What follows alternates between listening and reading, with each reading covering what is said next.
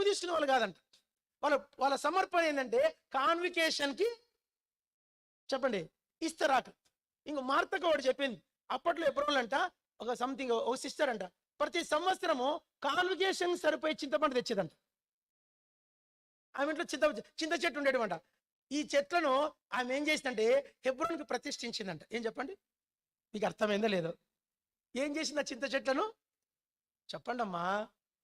హెబ్రోన్కి, అవి హెబ్రోన్ చెట్లు అనేటువంటి ఆ చింత చెట్లు వాటికున్న చింతకాయలన్నీ అవి జాగ్రత్తగా వాటిని కాపాడుకొని చింతపండు అయినాక అన్ని రాలగొట్టుకొని ఆరబెట్టుకొని పిక్క తీసి అదే వేను ఉంటుంది, ఆ వేను తీసేసి శుభ్రం చేసి చెక్కలు కట్టి ఇంత అట్టలు కట్టి నీట్గా తయారు చేసుకొని హెబ్రోన్ తెచ్చేదంట కాన్వికేషన్. ఆ చింతపండు అంట కాన్వికేషన్కి అయిపోగా మళ్ళా కాన్వికేషన్ మిగిలేదంట కొంత సంవత్సరం కాన్వికేషన్ 10 రోజులు అయిపోయి నెక్స్ట్ కాన్వికేషన్ వరకు చింతపండు అట్లే ఉండేదంట.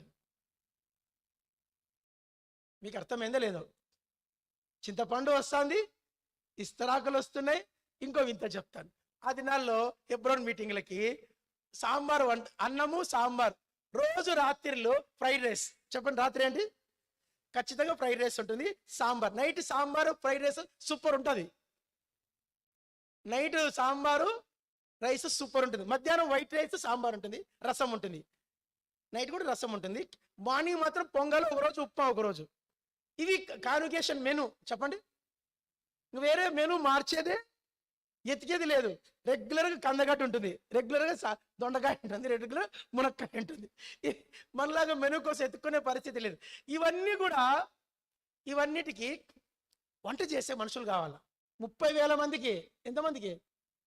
30,000 మందికి వంట చేయాలా, కూరగాయలు జరగాల, నీళ్లు చూసుకోవాలా, వడ్డించాలా, తిన్నవి మళ్ళా ఆండాలు కడగల్లా, కడిగిన మళ్ళీ ఎత్తి పెట్టాలా, మళ్ళీ నైట్ కల్లా మళ్ళీ రెడీ 3 పూట్లు రెడీ చేయాలా. ఒక బ్యాచ్ వచ్చేవాళ్ళు, ఒక 25 మంది ఒక్కొక్కడు ఉండేవాళ్ళు. వాళ్ళు తమిళనాడు వాళ్ళు, ఎక్కడోళ్ళు ఇంత ఉండేవాళ్ళంట. వాళ్ళు వచ్చేవాళ్ళంటండి. ఆ బ్యాచ్ ఉండేదంట, తమిళనాడు వంట బ్యాచ్. ఆ 25 మంది వచ్చేవాళ్ళంట. 3 షిఫ్ట్లకు వాళ్ళు మార్చుకునే వాళ్ళంట. బ్రేక్ఫాస్ట్ వీళ్ళు, ఈ బ్యాచ్, మధ్యాహ్నం లంచ్ ఈ బ్యాచ్, లంచ్ చేసిన వాళ్ళు నైట్కి ఉండరు, నైట్ బ్యాచ్ వీళ్ళు. ఆ 10 మంది వీళ్ళు దిగితే హెబ్రోన్ బ్రదర్స్ కొంత హెల్ప్ చేసేవాళ్ళండి. కాన్వికేషన్ వచ్చే కొంతమంది బలంగా ఉండాలి.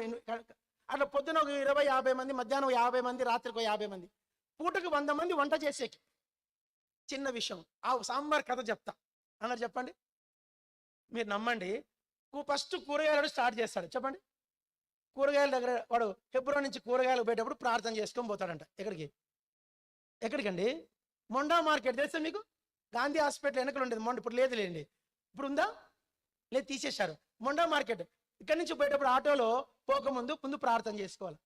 కూరగాయలన్నీ కొన్నాక అక్కడి నుంచి వచ్చేటప్పుడు మళ్ళీ ప్రార్థన చేసుకోవాలంట. ఆటోకి, కూరగాయలకి చేసుకున్నది. అప్పుడు ఆటోలు లేవులేండి, అప్పుడు సైకిల్లే. ఏమనుకోకండి, బక్సింగ్ గారి దినాల్లో ఆటోలు లేవండోయ్. ఉంటే రిక్షాలు ఉండేటివేమో.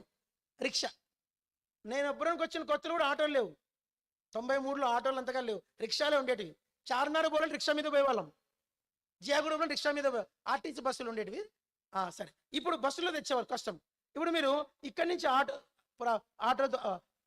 ఎక్క ముందు ప్రార్థన చేసుకోవాలి. అక్కడ తీసుకున్నాక ప్రార్థన చేసుకోవాలి. మళ్ళీ తర్వాత తెచ్చినాక ప్రార్థన చేసి వాళ్ళు ఇచ్చేసేయాలి. వాళ్ళు ఏం చేయాలి? మళ్ళా తరిగేటప్పుడు ఏం చేయాలమ్మా? హెబ్రోన్లో కూరగాయలు ధరని వాళ్ళు చేయొద్దండి. కూరగాయలు ధరక ముందు ఏం చేయాలా? ప్రార్థన చేయాలి. తర్వాత ఇచ్చేస్తారు. వంట చేసే ముందు ఏం చేయాలా? ప్రార్థన చేయాలి. తర్వాత వండింది డెక్షాలోకి వేసిన తర్వాత బకెట్లోకి ఏం చేయాలా? అది మళ్ళీ ప్లేట్లో ఇస్తరాకులకు వచ్చేటప్పుడు ఏం చేయాలా? అంటే ఆ సాంబార్ ఎన్నిసార్లు ఆ సాంబార్లో ఉడికిన కూరగాయలు ఎన్నిసార్లు ప్రార్థన ఏంటిదండి వాడికి? 7 ప్రార్థనలు. ఎన్ని ప్రార్థనలు? మీకు అర్థమైందో లేదో? ఆ సాంబార్లోని కూరగాయలు ఉడికేసి పల్లెంలోకి వచ్చేటప్పటికి ఎన్ని ప్రార్థనలే? మీకు అర్థమైందో లేదో? మళ్ళీ చెప్పండి. ఆటో ఎక్కేటప్పుడు, తెచ్చినప్పుడు, తరిగేటప్పుడు, వండేకి ముందు, బకెట్లలో తోడేటప్పుడు, సర్వింగ్ చేసే ముందు, సర్వింగ్ అయినాక, తిన్నాకేం ప్రార్థన ఉండదా? తినేంత వరకే మన పని. బక్సింగ్ గారు చిన్న విషయం, కొందరు ఎవరైనా ఇస్తరాకులు అన్నం వదిలేశాడు చూశాడు అనుకోండి, కలెక్ట్ ఇట్ అంటే చెప్పండి, ఇస్తరాకులో వదిలిన కలెక్ట్ చేయండి. కలెక్ట్ చేస్తే అది గంపలకి అయ్యేదంట. అది మళ్ళా సర్వింగ్ బ్యాచ్ వాళ్ళకి వడ్డించేవాడు.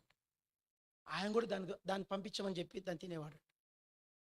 ఆ దెబ్బకు హెబ్రోన్ ఇస్తరాకులో చెప్పండి అక్క, మీకు అర్థమైందో లేదో, ఒక్క మెతుకు వాళ్ళకి తెలుసు, మెతుకు వదిలేస్తే ఎక్కడ పోతుంది, మళ్ళా బక్సింగార్ పల్లెల మీద పోతుంది. అంత భయం అంటే హెబ్రోన్ అన్నం అంటే, హెబ్రోన్ సాంబార్ అంటే అంత